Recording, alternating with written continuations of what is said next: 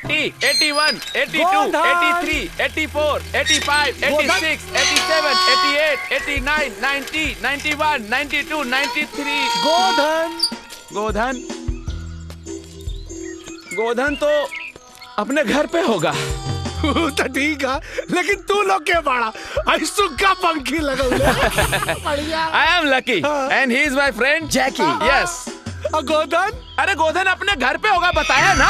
अरे पर ये गोधन का ही घर है। क्या हुआ भैया? अरे ये क्या?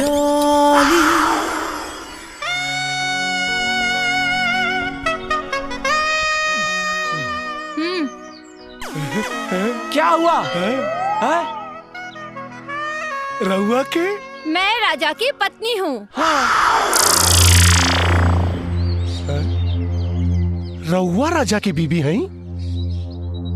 तू क्या? ए दुल्हन। जी माँ जी।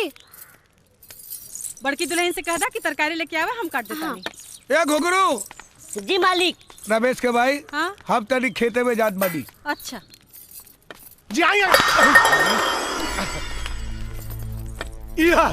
राउर ससुराल।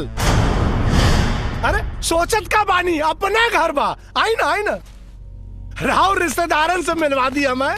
अरे इला चचा यही बाड़ा है। ये बाड़ा श्रद्धेय सम्माननीय राउर ससुर जी। ए भाई साहब, इनसे मिली आदरणीय जेठ जी। अरे मातो जी बानी का आइला। ये राउर श्रद्धेय सासू माँ। अरे भौजियो खड़ा बड़ी। भौजान तरकारी लेके खड़ा है, राउर जेठान है। दुल्हन कहाँ बड़ी हो? अबला सबसे खास रिश्तेदार राउर सौतन कुसुम देवी। कुसुम देवी, कुसुम देवी, कुसुम देवी, कुसुम देवी। अरे रुका ला, इनकर परिचय हम आप लोगों से करवाइबे ना कहीं। तो सुनी, ये है राजा बाबू के पत्नी डॉली देवी, मुंबई वाली।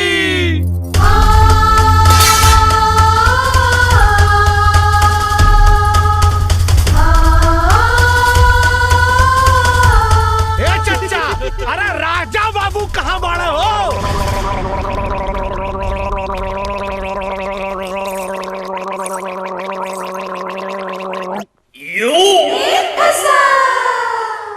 पक राजा बाबू रख ले दुगो मेहरारू, मुंबई में शादी कैला सारू तू पी के दारू। पक राजा बाबू रख ला दुगो मेहरारू, मुंबई में शादी कैला। ले अब समार कमीना। जीजू।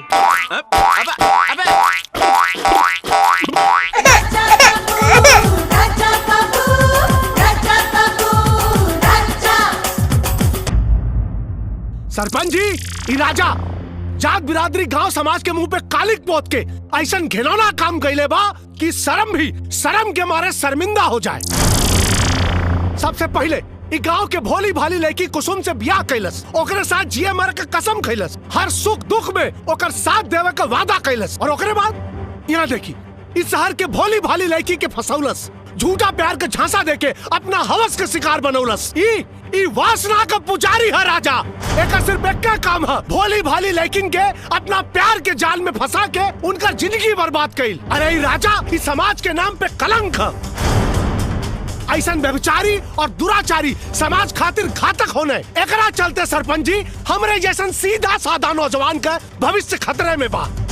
आप लोगन से विनती बा महाराज कि ये राजा के सिर्फ जात बिरादरी से ना, गांव समाज से मुंह करिया कह कहकर निकाल दे जाओ।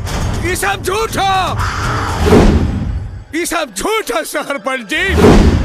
ये हमारा बेटा के फंसावे के साजिश है। दीनदयाल जी, पंचायत के काम में दखल अंदाजी मत करी। का सही हो का गलत हो, एकर फैसला पंचायत करी। डॉली, तोहार राजा से का संबंध हो? राजा मेरी बहना का पति है। तू चुप रहा। ये पंचायत हो, सवाल जकरा से कल जला जवाब भी वह देला। डॉली जवाब द। मैं राजा की पत्नी हूँ। एकर का सबूत हो कि तू राजा के पत्नी हो? चेक लगी। ये है सबूत।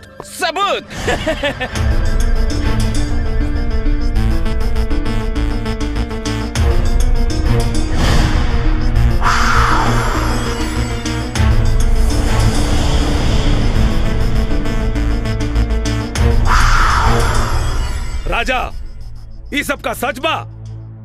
हाँ, डाली हमार पत्नी बाड़ी। तो फिर ई के बा? इनका से हमार बिया भइल बा, लेकिन हमरा मर्जी के खिलाफ भइल बा। हम इनका के कबो अपन पत्नी नहीं मन ले, और ना ही कबो अपना पत्नी के दर्जा दिले बानी। हम अपने पत्नी के दर्जा सिर्फ डाली के दिले बानी। कुसुम, अब तोहार का कहना हो? ई सच बात बा सरपंच जी। ई आज ले हमरा के अपन पत्नी न मन ले, लेकिन हमरा मन मंदिर में पति के रूप में यह समाइल बाणे। यही से जो ना चीज में इनकर खुशी बा, वही चीज में हमरो खुशी भी बा।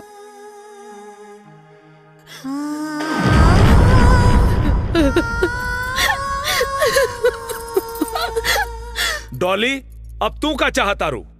मैं राजा को हमेशा के लिए अपने साथ लेके जाना चाहती हूँ।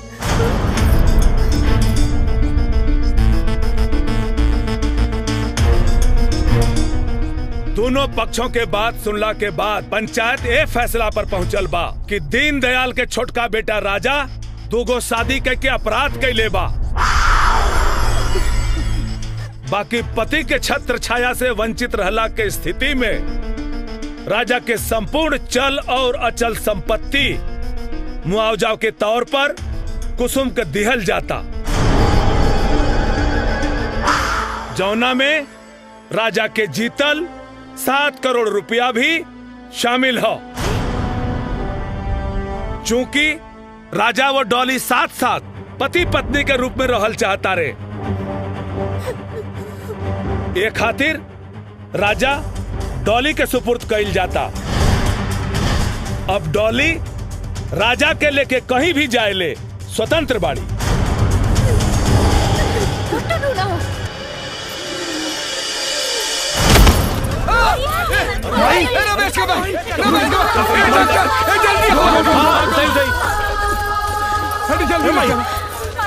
रघुआ लोग रुकी रुकी। बहना बहना सुनो तो सही। भैया, ये तो सारा पाशा ही उल्टा पड़ गया। सारी दौलत ले गई वो देहाती कुसुम, और मेरे हिस्से में आया मिट्टी का ढेर जाहिल गंवार राजा। अब उसका क्या मैं अचार डालूं? बहना, राजा साहिल गंवार जरूर है, पर वो मिट्टी का ढेर नहीं है। अरे वो तो हमारे लिए बेरर चेक है बहना, बेरर चेक। एक बार अकाउंट में अमाउंट शिफ्ट होने की देरी है, फिर देखना उसे हाथों हाथ में जाकर कैश कर लूंगा। नहीं भैया, मैं अभी जा रही हूँ और कह रही हूँ कि कुसुम को राजा दे दो और मुझे पैसे। बहना, अरे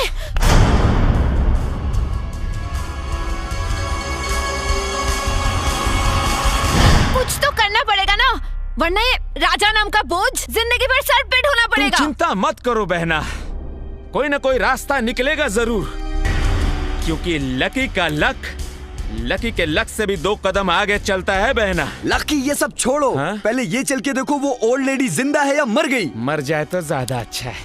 आओ बहना, चलो। आओ। Excuse me. आओ। डॉक्टर साहब, माई के का भइल? अब माई की तबीयत कैसन बा? अब का हाल बा डॉक्टर साहब? देखा लोग, उनकरा के बहुत बड़ा सदमा लागल है, और राजा खास तौर पे तू ये बात के ध्यान में जरूर रखिया कि उनका दोबारा सदमा ना पहुंचे, वरना उनका जान भी जा सकेला।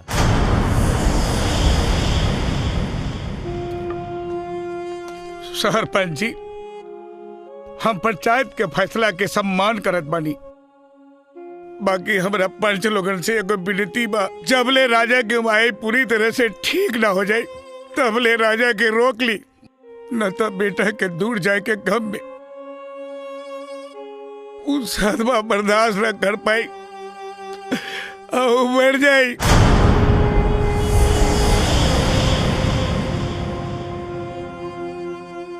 दीनदयाल जी, सब पंचन के ई राय है कि जबले राजा के माई पूरी तरह ठीक नहीं हो जात तब तक राजा के एजे रहे के पड़ी। लेकिन हम बहना पर तब तक मैं कहाँ रहूंगी? इहो कोनो पूछे वाली बात है? अरे जहाँ राजा रही है वहाँ तू रह सकेलू का। दीनदयाल जी मंजूर बा ना? ठीक बा। तो आई चली कागजी कार्रवाई पूरी कर ली जाओ। चले पंच लोग। माई के लेके तू घर आ जाइया। ठीक बाबूजी। पक चिक पक राजा बाबू चल गई लो कर जादू। जे भइल से भइल अब गुस्सा थूक दी और ये पीठ ठंडा। एक बात बताओ, अगर ते हमारा जगह रहते तो क्या करते?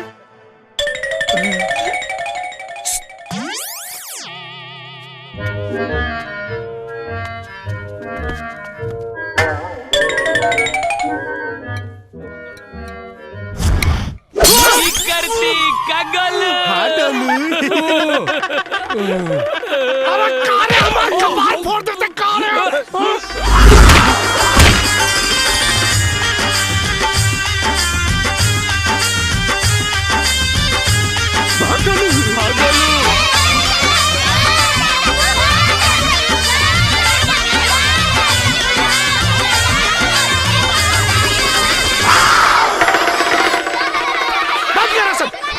गोलू गोलू।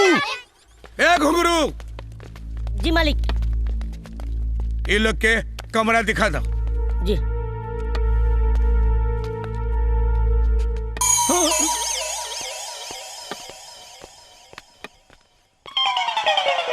डॉली। अबे सुना नहीं, मालिक ने कहा 2 कमरा दिखाने के लिए। हाँ कहले तो हूँ मैं। तो सोच क्या रहा है बे? मालिक रवा लोग के वास्ते ये दोनों कमरा दिखाओ कहले। हाँ बाकी हम सोचता नहीं रवा लोग के वास्ते दोनों कमरा ठीक ना होई। अच्छा। और रवा लोग के तो बड़का बड़का होटल में रह कर ना। तो अगर हमको से बड़का वाला रूम दिखाई ता। ब्रदर नौकर तो मालिक से भी ज्यादा समझदार लगता है। हाँ यार, ए सुन, ऐसी कोई जगह है क्या यहाँ पे कहीं? ओकरो से ज्यादा बढ़िया। हाँ। चला खाना भी हाथ से खाए के जरूरत नहीं के। हाँ। देख जाए मुँहे में। और हाँ पानी भी हाथ से निकाल के पिए के जरूरत नहीं के, डायरेक्ट जाए मुँहे में। और इतने ना हवाओं मुताऊ खाती कहीं जाए के जरूरत नहीं के। उहे हगा उहे मुता। Latrine bathroom attach. अरे साहब मजा वाला बात अभी बताइबे ना कहीं नहीं। अरे वाह, बताओ बताओ। हाँ, खुद से रोल के नहा के ना पड़ी। फर्स्ट क्लास मसाज के साथ वहाँ नहा जाई। ऐसी जगह तो मुंबई में भी नहीं है। लेकिन वो जगह है किधर? है? ये जगह। यू रास्कल, तो कौड़ी का नौकर हमसे मजाक करता। मैं तुझे भैया, ये गांव के लोग कितने बदतमीज होते हैं। Yes. चलो। हाय हो हमार लाल। तो के छोड़ के कहीं न जाए भाई, हम कहीं न जाए। बस तू जल्दी से ठीक हो जा, तू चिंता मत करा, हम कहीं न जाए। राजा भैया उजन सामान गोधन गड़े पड़ल बा तो केवलो मंगवले हलो। माई हम अभी आवत नहीं। चल।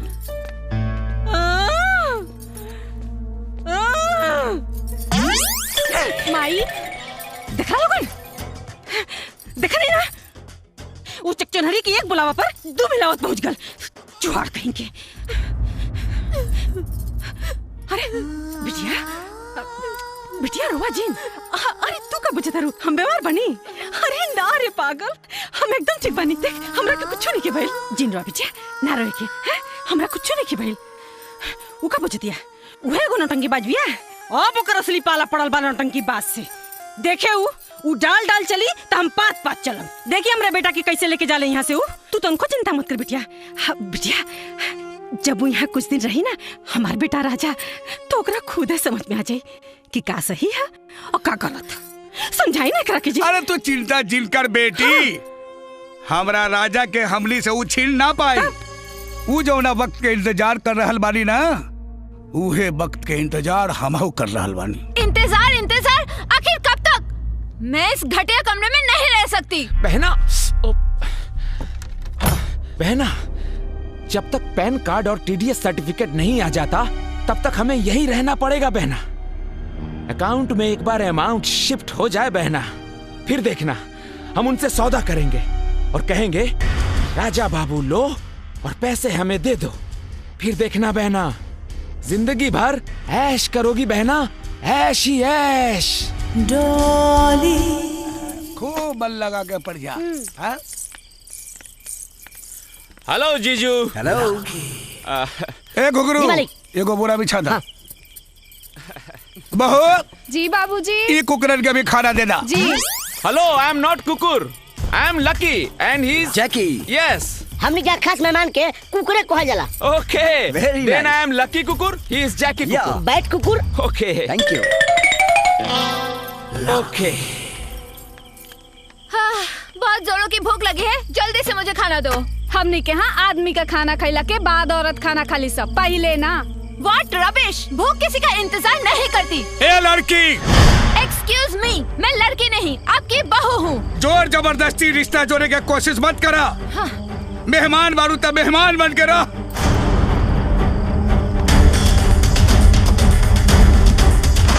मैंने सुना है गांव में पति का जूठा खाना भी एक रिवाज है। लीजिए, खा लिया मैंने।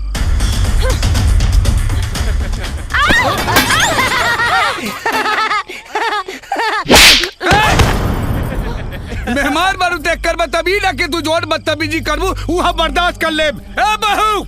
जी बाबूजी। कल से ये लोग के खाना ना बनी, ये लोग अपन खाना खुद बनाई और खुद खाई और साथ में ये होकलिए के साथ खाई। निकम्मा कहेगी। हाँ हाँ, बना लेंगे। हाँ। जैकी, चलो कल से अपना हाथ जगन्नाथ। देख ले आँख खोल के, एक उहा कि तोहरे सामने से तोरे मुंह के नेवाला लेके चल गई। एगो हमार बहू है, पर नेवाला तोहरे सामने रख गई। कब चोर कही का खारी बाबू का। ए चुनमुन के माई कहाँ बाड़ू हो? हाँ हाँ आवत हैं। इन मरद लोग के भी ना खाना खैला के बाद एक गो काम आवेला।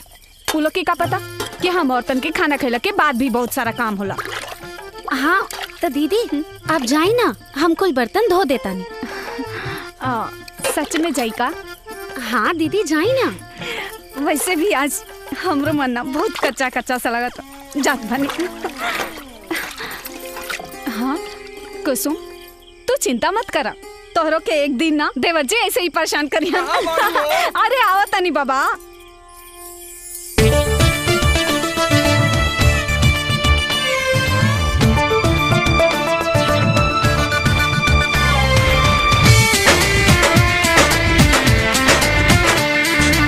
सबके हु खाके सुत गइल वैसा जनावा, छोड़ न कलाई ढोले बेदो बरतनावा। ए सबके हु खाके सुत गइल वैसा जनावा, छोड़ न कलाई ढोले बेदो बरतनावा। प्यार तोरे खातिर पूरा रात बाटे बाकी। बतावा गोरी, बतावा गोरी कबले रजाई में सता की। बतावा गोरी कबले रजाई में सता की। अरे घुमुड़ घुमुड़ करबू जाग नहीं है काकी। अरे घुमुड़ घुमुड़ करबू।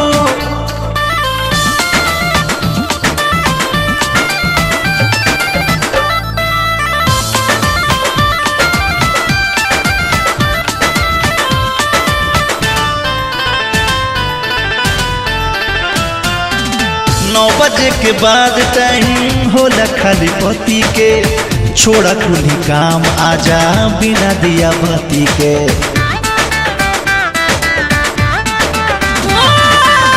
रात भर लगे रहो गलत निशान, तब ले चढ़ाव राजा तकिया पे कवर। चले नहीं दे हम आज तोहरो चला की। बतावा गोरी, बतावा गोरी कबले रजाई में सता की। बतावा गोरी कबले रजाई में सता की। अरे घुमुड़ घुमुड़ करबू जाग नहीं है काकी। अरे घुमुड़ घुमुड़ करबू।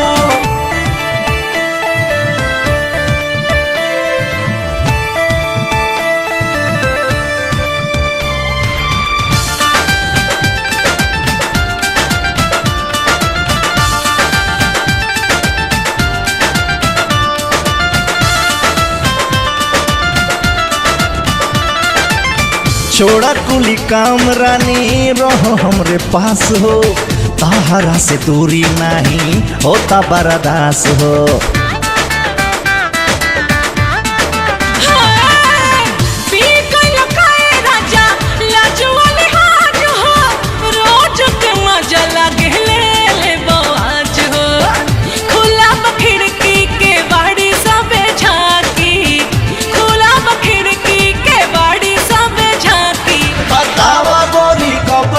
रजाई में सता की बतावा गोरी कबले, रजाई में सता की हर खूबुड़ खूबुड़ करबू, जाग जाई है काकी हर खूबुड़ खूबुड़ करबू।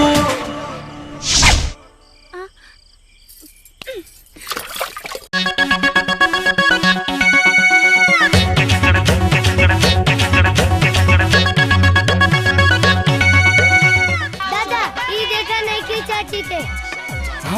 अरे बुढ़वा देखी का राजा बाबूजी राजा आगे नहीं बाबूजी। कहा बन बाबूजी ईसा कहा रे?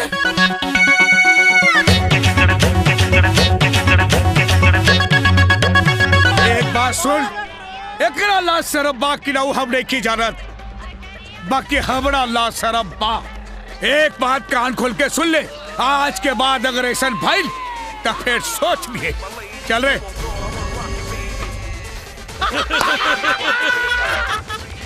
डाली डाली इस सब का हो रहल बा? दिखता नहीं है क्या? एक्सरसाइज कर रही हूँ। अरे तो ये छतवा पे जगह मिलेला और कहीं ना जगह रहला। क्यों? यहाँ पे क्या बुराई है?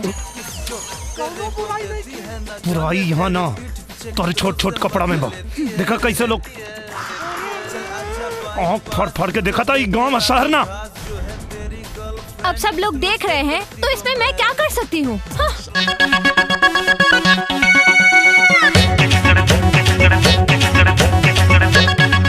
सुना डार्लिंग,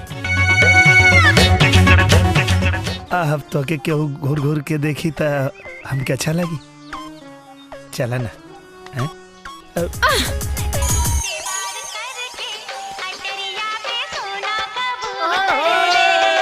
अरे कनवा इतना लात खैले लेकिन सुधर लेना।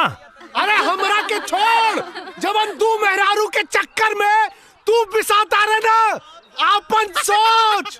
राजा हाँ माई तो के तो देख ले एक दिन। अरे महिलाओं करा के देख, करा के मैं ही जीतूंगी। डॉली हाय जीजू। हाँ जोकर। यप। खाना बनावला सब सामान लेकर रख दल बनी, जाके खाना बना ला लोगन। भैया जाओ। मुझे खाना कहाँ बनाने आता बहना? जैकी मुझे भी नहीं आता लकी। अब राजा तुम्हें तो बहुत अच्छा खाना बनाना आता है। हाँ? जाओ ना प्लीज। हाँ ठीक बा ना। हाँ हम बना देता नहीं। खेला लो।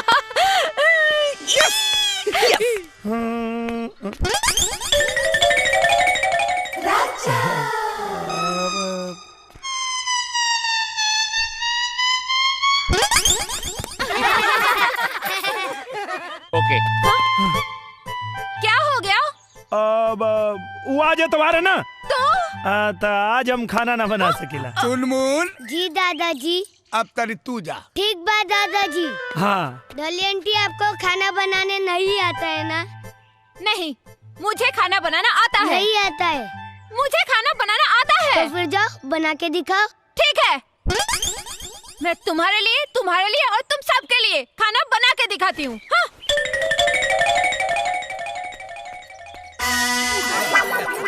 घुघरू हाँ बढ़िया खाना बनाओ। डॉली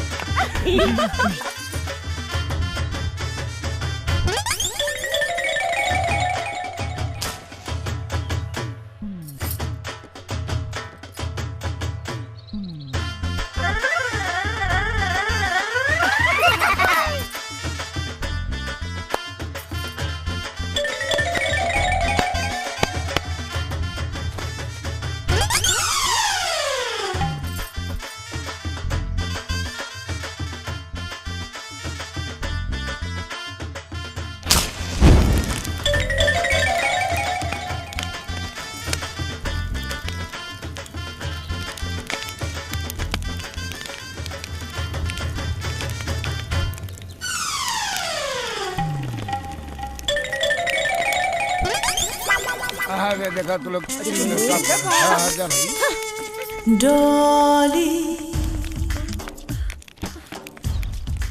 अरे चुनबुल हम तोरे खातिर चॉकलेट लेवे चलब। डॉली।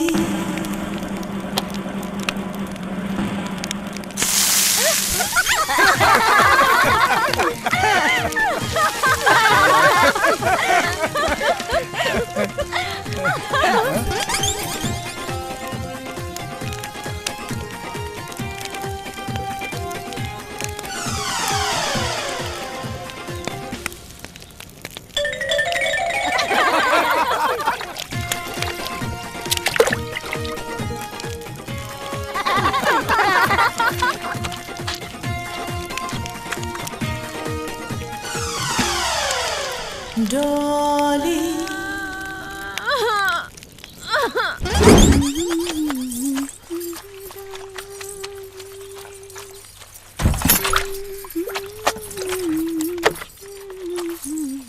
छी, how dirty! कितने गंदे लोग रहते हैं यहाँ पे। हाँ, कुछ गंदा लोग घर में आ गइल बड़ा, ऐसे घर अपवित्र हो गइल बा। तई भइला कि गोबर से लिप पोत के पवित्र कर लिहल जा।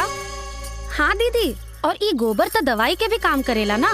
एकर महक से दिमाग के गंदा कीड़ा कुल मर जाला। कितनी घटिया सोच है तुम लोगों की। जानवर का लैट्रिन लेके हाथ से फैला के पूरा गंदा कर रहे हो घर। तुमसे तो बात करने में भी घिन आ रही है, जाहिल कहीं की। बड़ी आई बताने वाली। जा जल्दी से जा। अब तुमके तो हम बतावतानी कि गोबर का चीज होखेला। चुनमोन जल्दी आवा।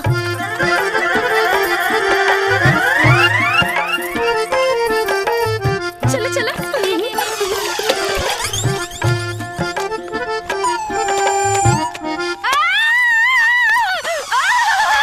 मुझे खुजली हो रही है, मैं क्या करूं? पानी। अरे बहना, क्या हुआ बहना? खुजली पुलिस बुलाओ, पुलिस बुलाओ। मैं क्या करूं? कॉल नहीं लग रहा। एम्बुलेंस मंगाओ। और क्या हुआ बहना? अरे फायर ब्रिगेड को फोन लगाओ यार। तुम्हें मजाक सूझ रहा है। अरे यार, एक खुजली तक गोबर लगावला से जाई ना। हाँ दीदी, लेकिन ई गोबर के छुई है कहाँ? गोबर तो जानवर के लैट्रिन होला, गंदा होखेला ना। अरे यार, बहना नो, बहना नो, बहना नो, बहना पॉटी, बहना पॉटी, जानवर का टट्टी बहना, पॉटी बहना, टट्टी, आई मीन जानवर का टट्टी बहना। क्या करूं मैं बहना? चुप, अबे चुप। अरे बहना नो, डोंट डू दिस बहना। अरे अबे हट में, अबे बहना, बहना ये रोक लो बहना। सब ठीक है बहना? हाँ हाँ। उस्ताद, अंग्रेजी दारू बा, नीट पीहे तो कलेजा जल जाई। अरे कलेजा तक कब से जरत है गोलुआ। ये कलेजा तो तबे ठंडा हुई जब वो रजवा के मुंह पे कालिक पुताई। ये कौन बड़ा मुश्किल काम बा। एक आइडिया आ गइल। अगर गड्ढा खन के पानी डाल के ओमे करिखा मिलाई के अगर तू रजवा को में ढकेल दा तो मुँह का पूरा शरीर करिया हो जाए। का गोलू? हाँ डोलू। उस्ताद जी। अरे कौना मनोज गाड़ी में तोनी के अपन चेला बनौनी रे। मुंह रख। अबे करिखा का बात ना करतानी, हम बेइज्जती का बात करतानी। और ओकर बेइज्जती तो तब हुई जब बात ओकरा इज्जत पे आई। और ओकर इज्जत है शहर वाली।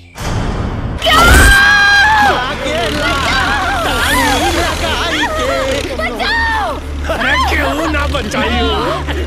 के बचाई तोरा। अब पता चली हो रजवा के माला पहनने का अंजाम का होला। अरे कहाँ जाता है टोली बेबी?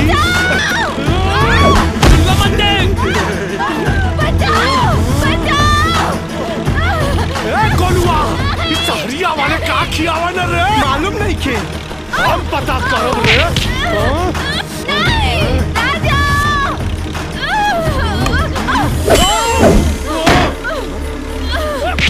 अरे बहुत जानवा हो।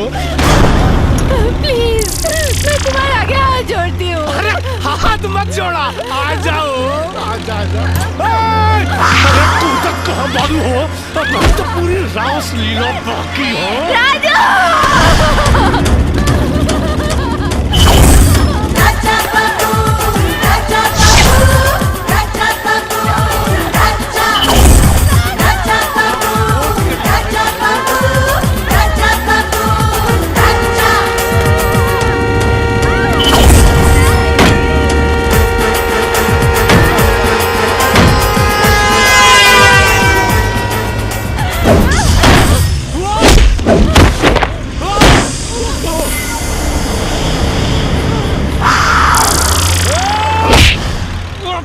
डमरुआ डाली हमरा घर के इज्जत पे और हमरा घर के इज्जत पे हाथ डाल के तू अपना मौत के दावत दे ले भाई।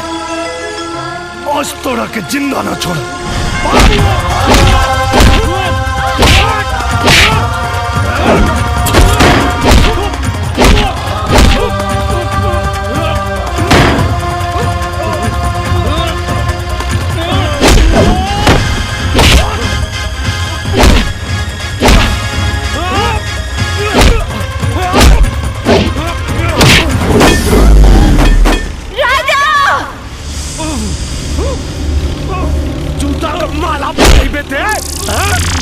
तो सहार वाली का मजा हम ले।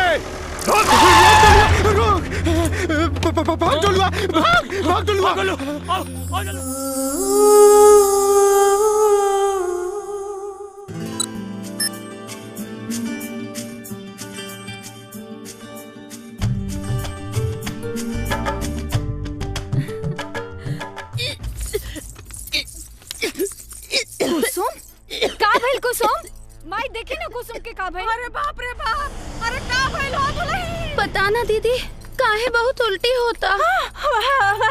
मन तो नहीं ना पितराई लागत। हाँ माई कुछ कुछ वैसे नहीं लागता। कुसुम खटाई खाए का मन तो नहीं ना करा? हाँ दीदी खटाई खाए के तो बहुते मन करता। और केने बने जी? और सुरत नहीं। अरे वो दादा बने वाली बारी जी। मेरा मतलब के दादी बने वाला बारू। ए जी सुनी रवाना बड़का बाबू। अरे ऐसा कैसे? अरे तू तो बड़की माई बनिए जैबू। का बल माई? तो ना छोट भैया आवेला बा। बधाई हो कुसुम बधाई हो। तू ना माई बने वाला। अरे दौड़े के ना कुसुम। का भेल बेटी? अरे संभल के। समझावे के भगवान। बधाई हो देवर जी रवा बाप बने वाला बानी। बधाई हो छोटकी मालकिन। अरे वो छोटकी माई बने वाला बानी। भाग यहाँ से झूठ बोला तुम सो। अरे सुना हम बताओ तो। अरे सुना हमार बात सुना। अरे हमार बात सुना। अरे हमार बात तो सुना।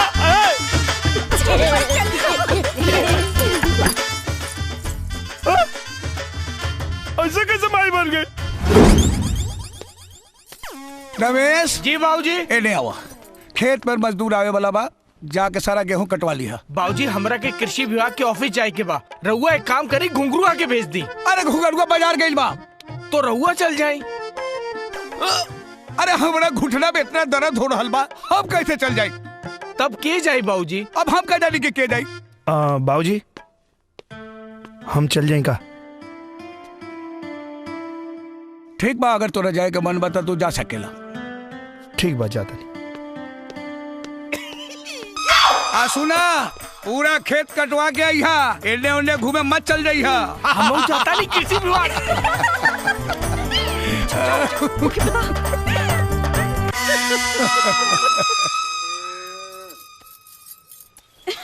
कुसुम, अरे ई गोबर गोइठा पागल तू छोड़ा, जा जल्दी से खेत पे। देवर जी खेत पर गलन गेहूं कटवावे, तू गतान लेके जा जल्दी। देवर जी से अकेले में मिले के ऐसे बढ़िया मौका तो के ना मिली। उन शहरी हरवे में भी का पता, खेत का हरियाली देख के देवर जी भी तो के हरा भरा कर दे। जा जल्दी।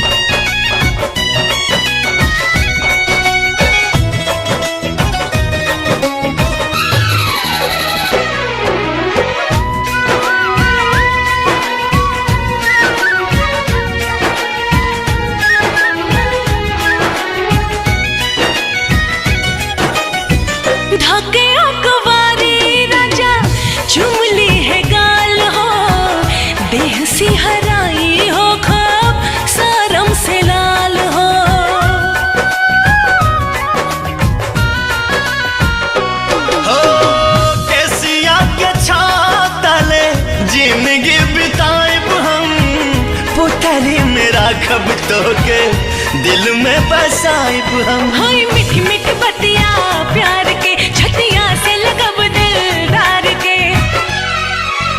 हो पूरा होई जई है मोरा और मनवा, पूरा होई जई है मोरा और मनवा कि बोले जिया पिया पिया हो मन के पंछी उड़े आसमनवा कि बोले जिया पिया पिया हो।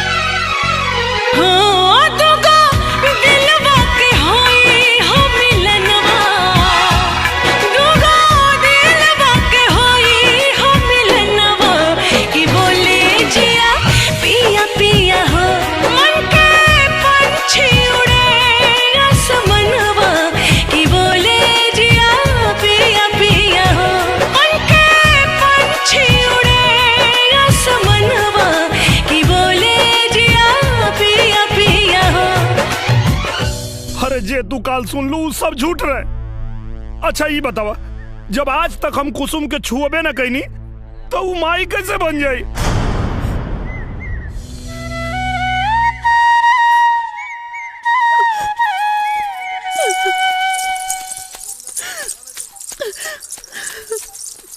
सुनो ना, आई डोंट बिलीव यू। हम सही कहा था नहीं, तोरा के भड़कावे खातिर पूरा घर मिलके नाटक कैले बाने सा। हम सही कहा था नहीं, प्लीज हमार विश्वास करो ना प्लीज। माई तरकारी अच्छा बनल बा। यू जाहिल गवार नौटंकी, तू क्या समझती है? तेरे नाटक करने से राजा तेरा हो जाएगा। तुम उल्टी करोगी तो राजा के बच्चे की माँ बन जाओगी। तुम गांव की औरतें होती ऐसी हो, मुंह काला किसी और के साथ करती हो और बच्चे का बाप किसी और को बनाती हो। डाले तू अपने जुबान पे लगाम दे, वरना क्या कर लोगे? अरे ते खड़ा वहाँ का करता रे? अरे जौना कोक से हम तोरा के जन्म देली, ये सारी बिगड़े वही कोक के गाड़ी देतिया। हम गांव वालन के बच्चलन कहतिया रे, और तोरा के कुछ बुझाते नहीं के? चुपचाप खड़ा बड़े, पगला गल बड़े का रे? डाली अपन कहल वापस ला और माई से माफी मांगा। माफी माई फुट। हाँ। यस, आओ दीनदयाल। दीनदयाल, अरे समधी जी मत कहा हमरा के समधी। तू हमार समधी ना, दुश्मन बड़ा दुश्मन। तू और तोहर बेटा हमरा बेटी के जिंदगी बर्बाद कर रहल बड़ा लोग। लेकिन याद रखा, हम तू लोगन के बर्बाद कर दे, फांसी पर चढ़ा दे पूरा खानदान के। बाबूजी खबरदार, अगर एकरा आगे हमरा घर वालन के कुछ कहनी है तो हमरा परिवार के खिलाफ एगो शब्द भी कहे के आपके कोनो अधिकार ना हो। लेकिन बेटी, ये लोग तोहरा साथे विश्वासघात कैले बा और तुम्हारी पति अपन दूसर शादी करके तोहार दुनिया उजाड़ रहल बा, और तू कहता हो कि हम चुप रहे? ये हमरे घर के आपसी मामला है बाबूजी, और हमन के आपसी मामला के बीच में आपके दखल अंदाजी देवे के कोनो जरूरत ना हो।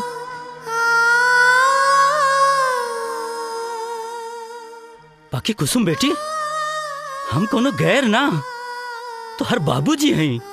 हाँ बाबूजी, आप हमार बाबूजी हैं, लेकिन जे दिन आप हमार कन्यादान कर देनी, वही दिन से हम ये घर के बहू हो गए नहीं बाबूजी।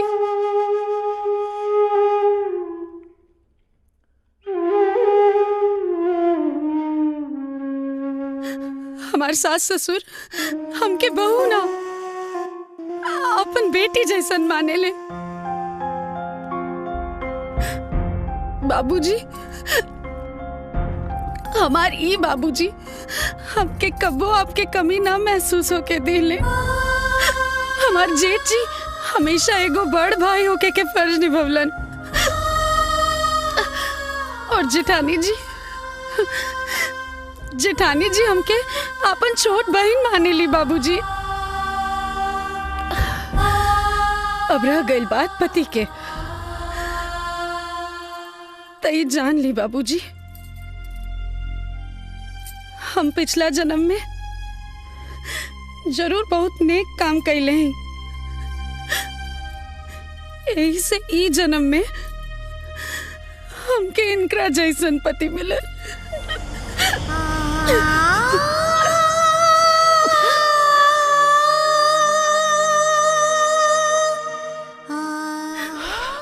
वाह बेटी वाह, तो हर विचार सुन के हमार मन गदगद हो गई। भगवान तोहरा जैसन बेटी हर आदमी के दे।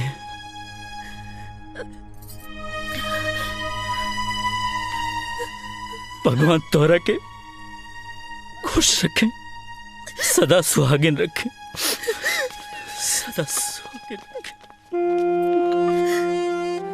जरूर हम पिछला जन्म में कोनो न कोनो अच्छा कर्म कैले होखम, यही से हमरा बहू के रूप में हमरा बेटी मिल गई।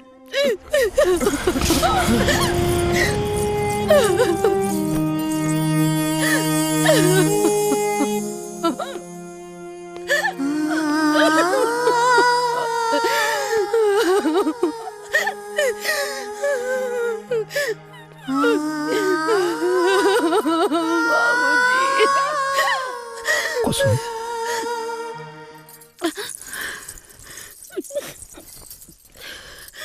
कुसुम हमरा समझ में नहीं आवत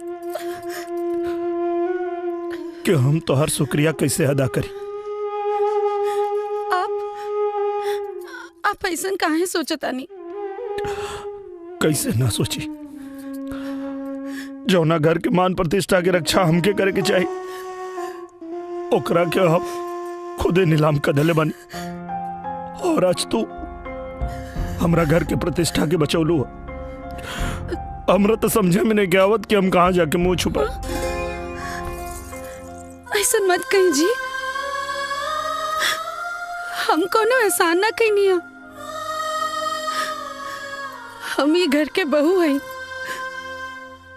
और बहू रहला के नाते खाली अपन कर्तव्य के निर्वाह करनी है, बस और कुछ ना।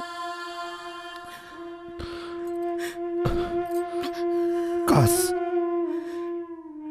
हम अपने कर्तव्य के निर्वाह कर पाती।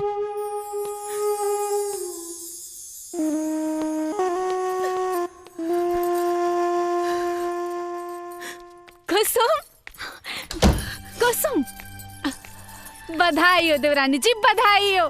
कम से कम देवर जी के अपन गलती का एहसास तो भाई।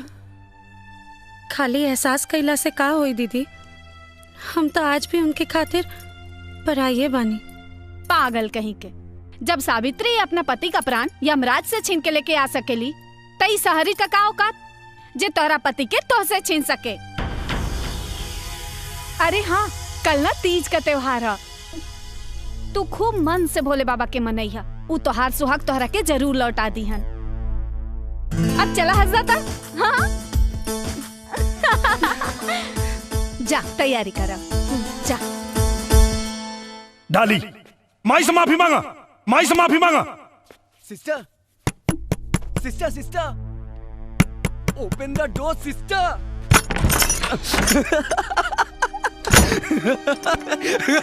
क्यों हंस रहे हो? अरे तुम सुनोगी तो तुम भी हंसोगी। क्यों, ऐसा क्या हो गया? अरे राजा को तुमसे छीनने के लिए वो लोग प्लानिंग कर रहे हैं, वेरी स्ट्रॉन्ग प्लानिंग। इन बेवकूफों को ये भी नहीं मालूम कि तुमको राजा नहीं सिर्फ मनी चाहिए, मनी। क्या प्लानिंग कर रहे हैं? अरे वो क्या बोलते हैं गांव में, तीज। तीज तुम्हारी सौतन है ना कुसुम, वो राजा को पाने के लिए तीज का व्रत रख रही है। इससे क्या होगा? अरे सिस्टर, उन लोग का मानना है कि व्रत रखने से बहुत शक्ति आएगी और शंकर भगवान खुश हो जाएंगे। तुमसे राजा को छीन के कुसुम को दे देंगे। बेवकूफ लोग।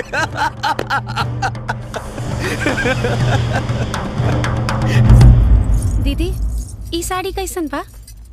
अच्छा बात।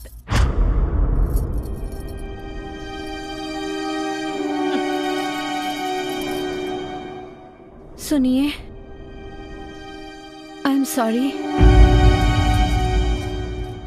मशीन नट, जा। मैं भी तीज व्रत करूंगी। तीज व्रत? जी।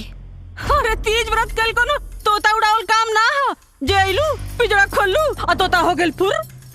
तू शहर का लड़की लोग का जनबू हो कि तीज कैसे कइल जाला। जा अपन काम करा, जा। क्यों? काहे से कि तीज व्रत में छोट छोट कपड़ा उतार के साड़ी पहने के पड़ेला। मैं पहनूंगी। अरे इतना आसान काम ना होला।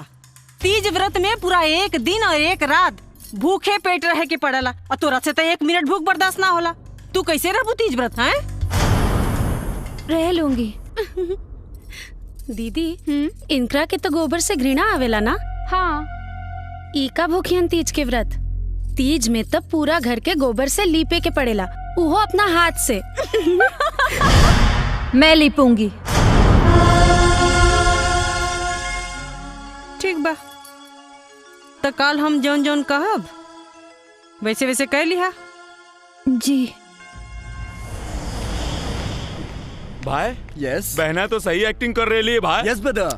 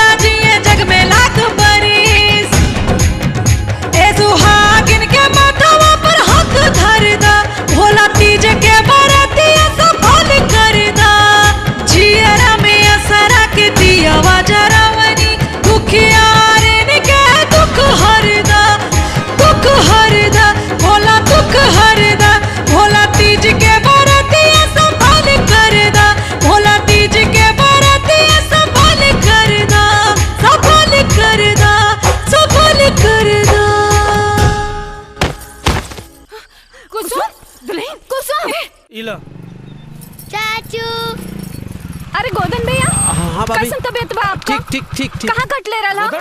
अरे कुछ ना, सब ठीक है।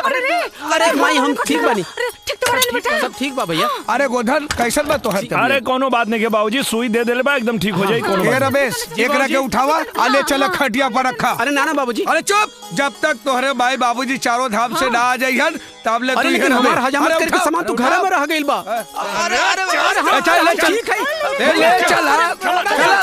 अरे भाभी, खाना निकाला ना, बहुत जोर से भूख लगल बा। रउआ के कुछ होश खियाल बा? का भाई? कुसुम अबही ले आपन व्रत नइखे तोड़ ले, ओही तरह भूखल पियासल पड़ल बिया। काहे?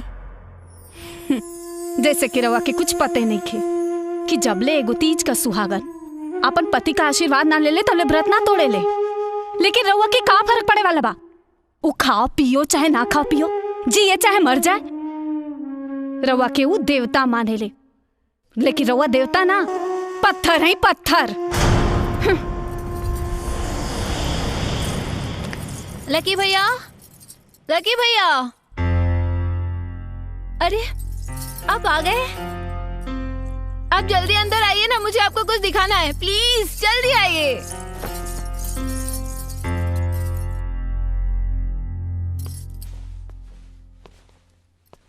कुसुम,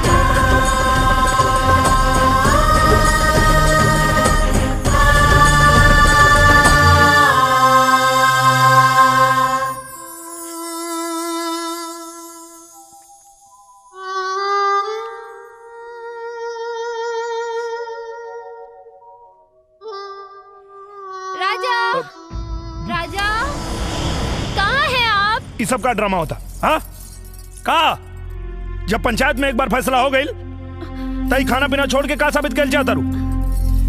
ये सब खाना पीना छोड़ला से कुछ होके वाला नहीं के। अब चल जाओ, खाए के बाद तो खो नहीं तो मत।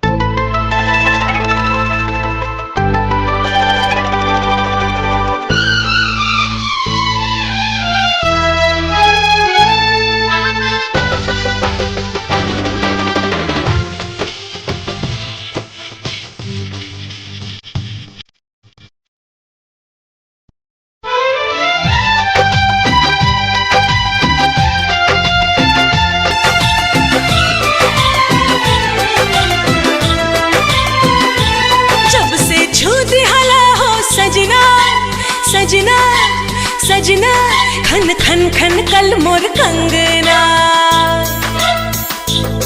जब से छूटी हला हो सजना खन खन खन कल मोर कंगना, दिल के धड़कन बजाए सहनाई आवे लागल ए राजा गड़ाई, आवे लागल ए राजा गड़ाई।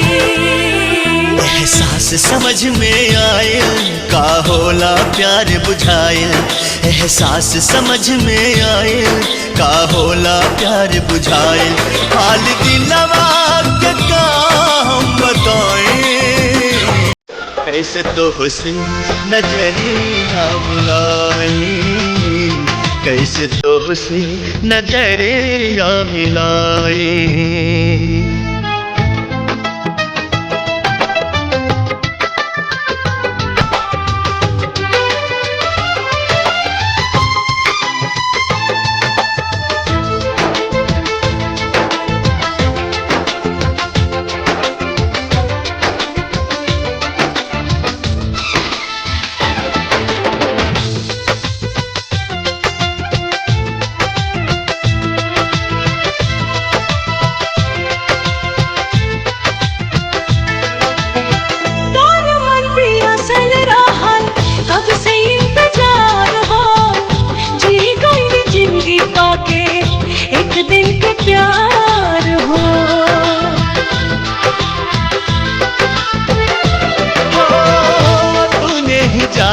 जैसे फसल बा पहले बुझ नहीं पावे केहू नियति के खेलिया,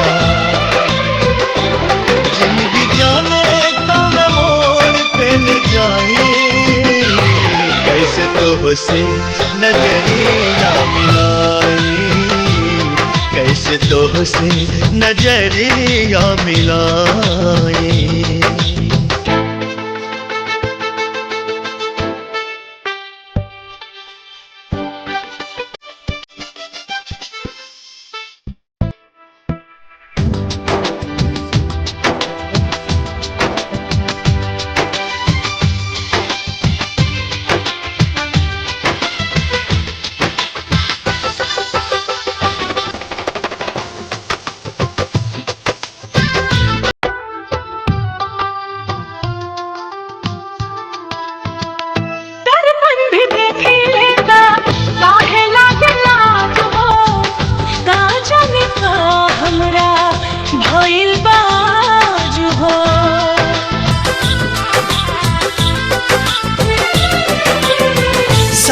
फेरा सातों वचन सगरो भुलैनी, पति के धर्म का होला वो ना निभैनी,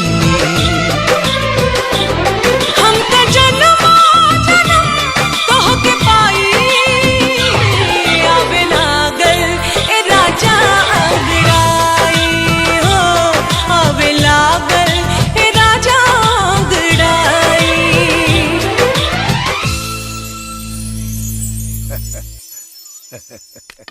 टका टका टका टका टका टका टका टका।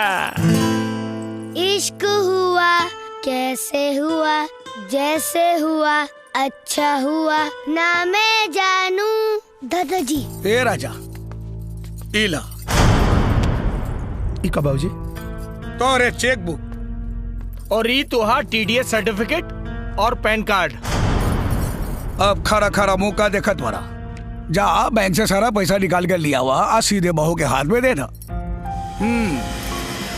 और हाँ, ओकरा बात तू कहीं चल जा, कौनो बात का चिंता नहीं की।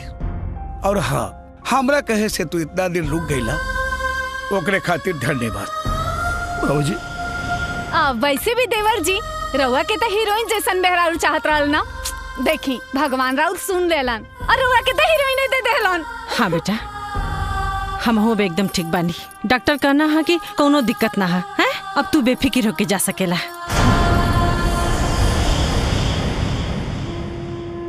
बाबूजी, बाबूजी हमसे गलती हो गई बाबूजी, हम कहीं ना जाए बाबूजी, उनके माफ कर दे। तू का समझेला कि तोहरा से प्यार करेली? का बोला? अरे उधर तोरा पैसा से प्यार करेली। सुना, जा पूरा पैसा निकाल के ओकरे हाथ में दे दा, फिर देखा पैसे के कमाल। हाँ जा। हाँ बाबूजी। जैकी, यस, चलो। जिसका मुझे था इंतजार, जिसके लिए दिल था बेकरार, वो घड़ी आएगी आएगी बहना, झटका राजा को दे जाना है, पैसा लेके यहाँ से निकल जाना है। खुशखबरी है बहना, राजा को कुसुम से प्यार हो गया है।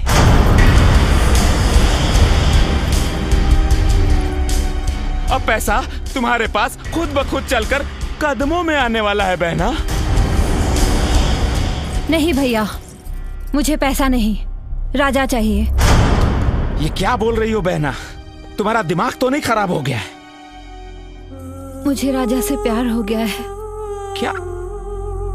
अगर दौलत रहेगी बहना तो ऐसे सैकड़ों राजा तुम्हारे कदमों में होंगे।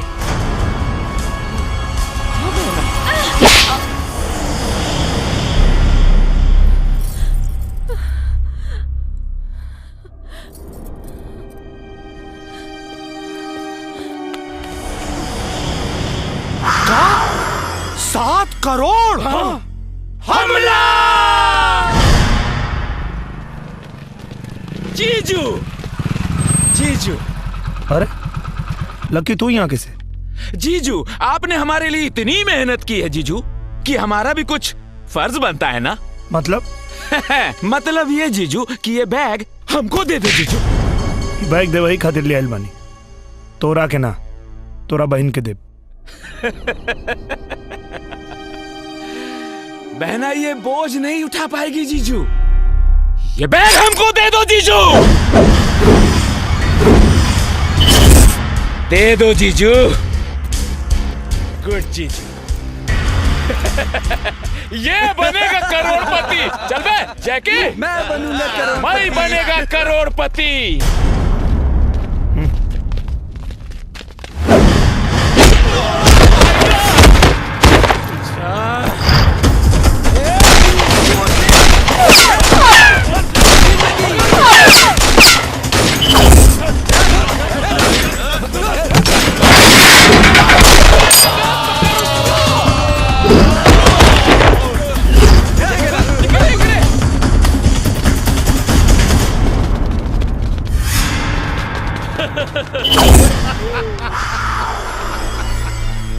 कहा भैया, कहा?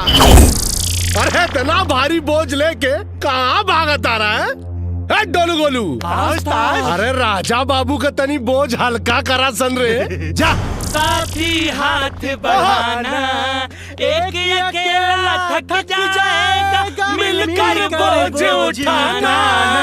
साथी पकड़ लेनी,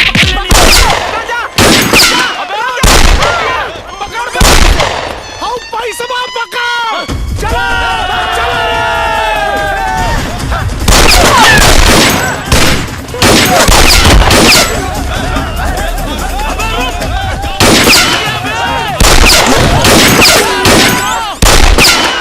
बच गए। आजा।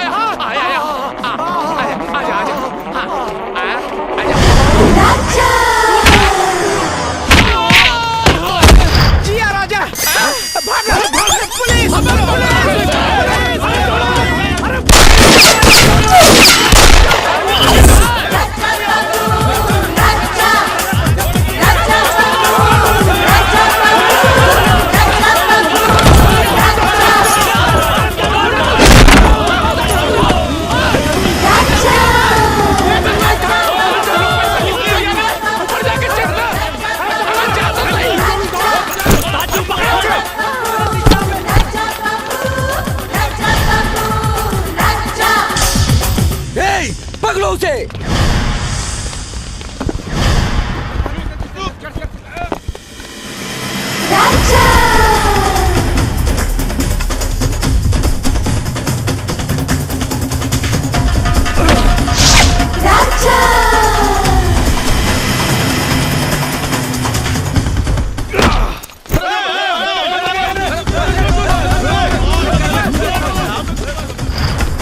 रुक जाओ राजा बाबू।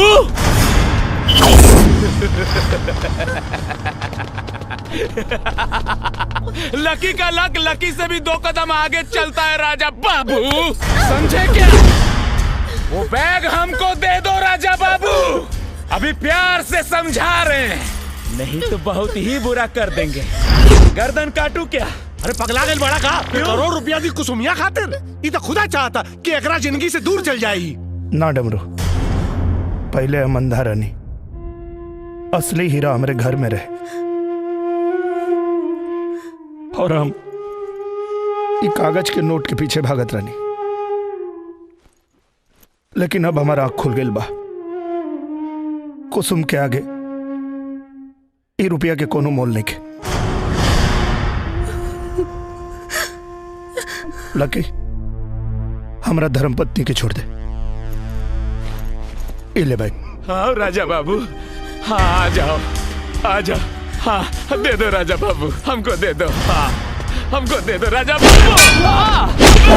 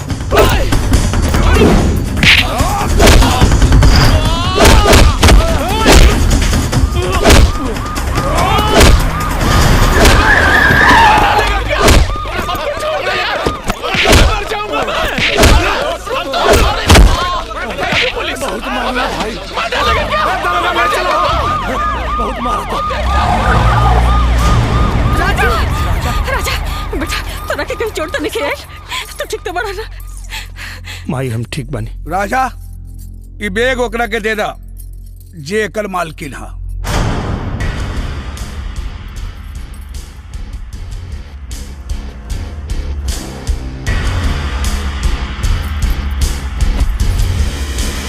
सुनिए, इसकी मालकिन मैं नहीं कुसुम है, इसे ले जाकर कुसुम को दे दीजिए। हाँ, एकर मालकिन कुसुम बा, लेकिन एकर जरूरत तोरा के ज्यादा बा। बैग ला और जा यहाँ से। मैं सुन रही हूँ, इसका मतलब ये नहीं कि आप कुछ भी बोलते जाए। राजा, सौदा भी पूरा नहीं के भाई, जाके जमीन जायदाद के कागज लेके आवा, तब जाके सौदा पूरा हुई। मैं राजा के लिए दुनिया की सारी दौलत को ठोकर मारती हूँ, मुझे सिर्फ और सिर्फ राजा चाहिए। चलिए राजा। हम तोरा साथे ना जाए। क्यों? काहे से कि अब हम कुसुम से प्यार करी ले।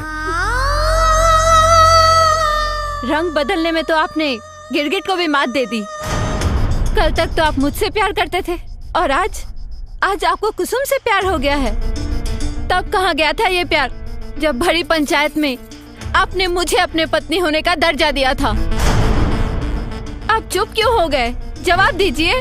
अभी सरपंच जी भी यही मौजूद है। कह दीजिए कि आप इनके फैसले को नहीं मानते हैं। राजा, पंचायत के फैसला तो के माने के पड़ी। सरपंच जी, सरपंच जी, मत करिए। सरपंच जी, सरपंच जी, सरपंच जी, दया करी सरपंच जी, दया करी। हमारे बेटा के बच जाई थी, नहीं तो हमारे बेरारू मर जाई। सरपंच जी, हमरा राजा के हमरा से दूर मत करी। दीनदयाल जी, हम मजबूर बानी, पंचायत के फैसला अटल बा। राजा, कल सुबह तो के डॉली के संगे जाए के पड़ी, वरना अंजाम बुरा हो जाए। चला पंच लोग। सरपंच जी, सरपंच जी, सरपंच जी, सरपंच जी।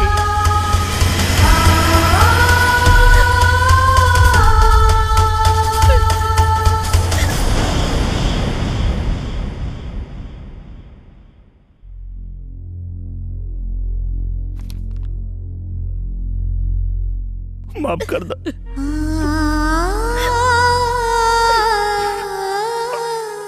बहुत मजबूर बानी हम। भौजी मत लेके जाए भौजी, राजा के हमले से दूर मत लेके जाए भौजी, हम तो हर पाँव पर ताली भौजी।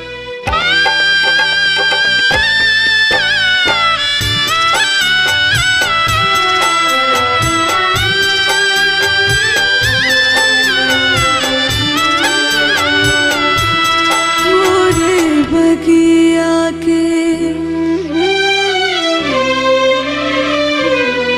मोरे बगिया के सोन सुगनवा सुगनवा कहवा उड़े रे चलने हो। मोरे बगिया के सोन सुगनवा सुगनवा कहवा उड़े रे चलने हो। पूछे निमिया से पुरवा पवनवा सुगनवा मोरा कहाँ रे चल रे हो। मोरे बगिया के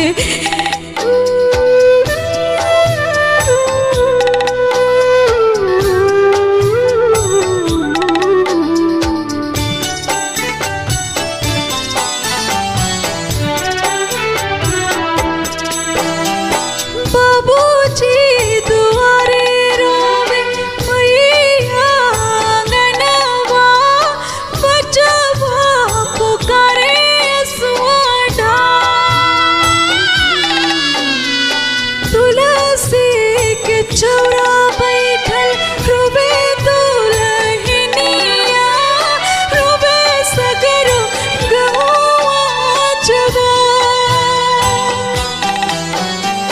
रुबे सगरो गहुआ जवान छन छन छछनेला छन छन छछनेला भीतरे परनवा सुगनवा कहवा उड़े चलने हो।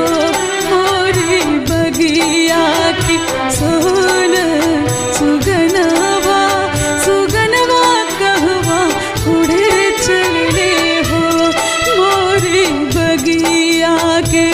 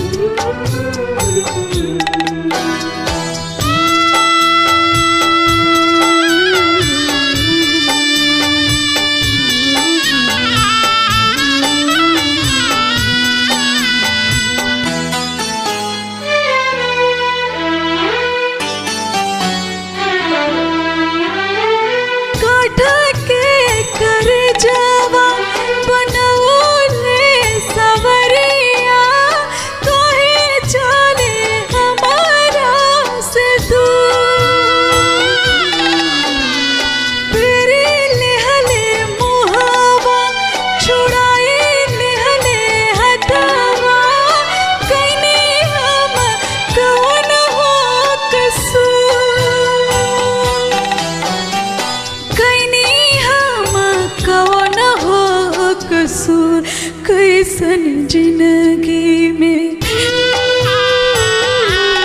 कैसन जिंदगी में लागल गरहनवा चलने हो मोरी बगिया के सोना सुगनवा सुगनवा कहवा उड़े चलने हो मोरी बगिया के सोना सुगनवा सुगनवा कहवा उड़े चलने हो मोरी बगिया के मोरी बगिया के मोरी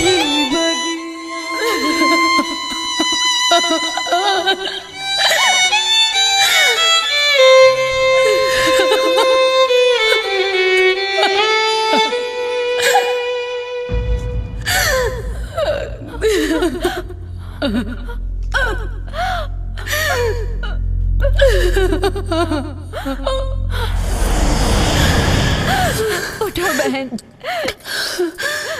मत रो। अब तुम्हें रोने की कोई जरूरत नहीं। ये सच है कि मैं यहाँ पैसों के लिए आई थी, लेकिन यहाँ पर आने के बाद मुझे पता चला कि प्यार क्या होता है, रिश्ते क्या होते हैं। मैं राजा से सच्चा प्यार करने लगी हूँ और अपने प्यार में स्वार्थी होके एक परिवार से उनके बेटे को छीनने जा रही थी। एक पत्नी से उसके पति को छीनने जा रही थी। राजा, मैं आपके शरीर को ले जाके क्या करती? आप आत्मा और दिल से तो कुसुम के हो चुके हैं। मैं आप सबके गुनहगार हूँ, मुझे माफ कर दीजिए, मुझे माफ कर दीजिए, मुझे माफ कर दीजिए।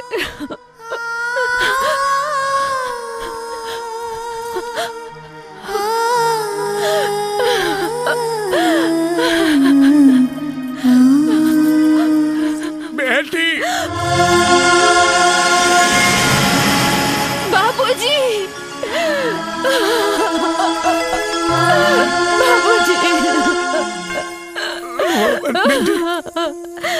नहीं बाबूजी, आज मुझे जी भर के रो लेने दीजिए।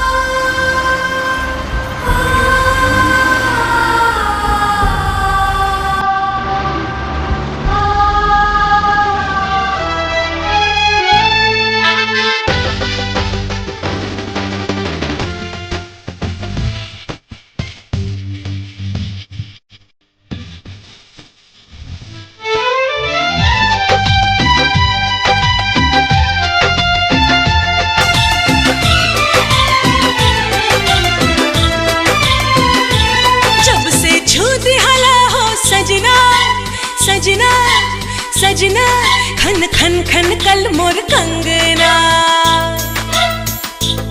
जब से छूती हला हो सजना खन खन खन कल मोर कंगना, दिल के धड़कन बजाए सहनाई आवे लागल ए राजा गिराई, आवे लागल ए राजा गिराई। एहसास समझ में आए का होला प्यार बुझाइल, एहसास समझ में आए का होला प्यार बुझाइल, हाल दिलवा के का हम बताएं, कैसे तो से नजरिया मिलाई, कैसे तो से नजरिया मिलाई।